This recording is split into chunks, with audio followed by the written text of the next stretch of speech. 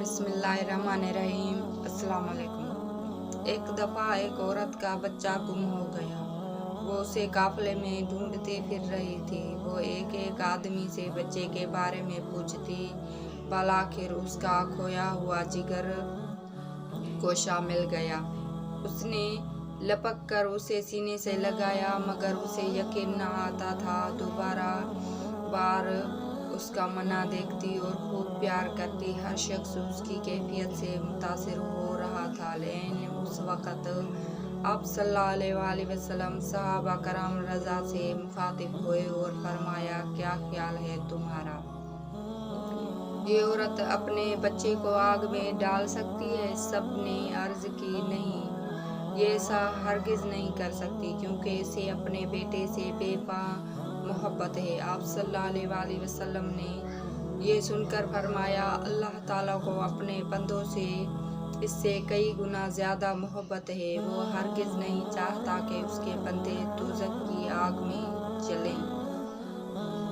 तवील से तवील तकरीर भी मोहब्बत इलाही के बारे में वो असर पैदा नहीं कर सकती थी जो आप सल्लल्लाहु अलैहि वसल्लम के उस फ़िक्रे ने इस नफ्सियाती माहौल में पैदा किया।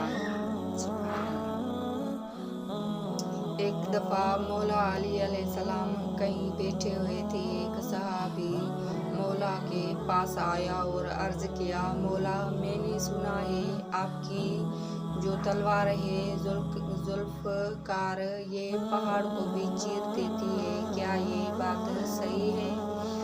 मौला अली ने फरमाया, सही सुना है।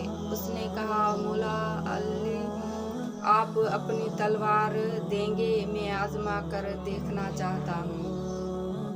मौला ने इसे अपनी तलवार दी और उस शख्स ने जोर से दीवार पर मारी, लेकिन कुछ नहीं हुआ। तो उसने मौला अली से कहा कि आप तो कह रहे थे कि पहाड़ तोड़ देती है, लेकिन दीवार तो नहीं टूटी। मौला ने मुस्कुराते हुए फरमाया, मैंने तुम्हें अपनी तलवार दी है, अपना हाथ नहीं। जुल्फ़कार तभी जुल्फ़कार है जब अली अलैहिस्सलाम के हाथ में हो, वरना ये सिर्फ लोहे का टुकड़ा है और कुछ नहीं। एक फकीर दरिया के किनारे बैठा था। किसी ने पूछा, बाबा क्या कर रहे हो? फकीर ने कहा, इंतज़ार कर रहा हूँ कि मुकम्मल दरिया बह जाए तो फिर पार करूँ। उस आदमी ने कहा, कैसी बात करते हो बाबा, मुकम्मल पानी बहने के इंतज़ार में तो तुम कभी दरिया पार ही नहीं कर पाओगे।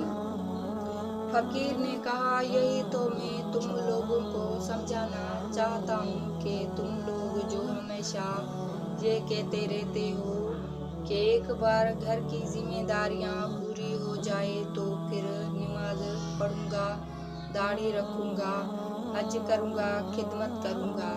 जैसे दरिया का पानी ख़त्म नहीं होगा, हमें उस पानी से पार जाने का रास्ता बनाना है। इसी तरह ज़िंदगी ख़त्म हो जाएगी, पर ज़िंदगी के काम और जिम्मेदारी कभी ख़त्म नहीं होंगी।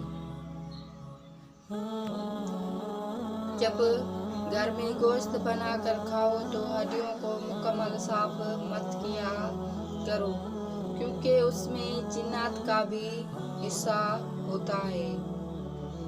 अगर हड्डियों को मुकम्मल साफ करोगे तो वो तुम्हारे घर से उससे कीमती चीज़ें लेकर जाएंगे।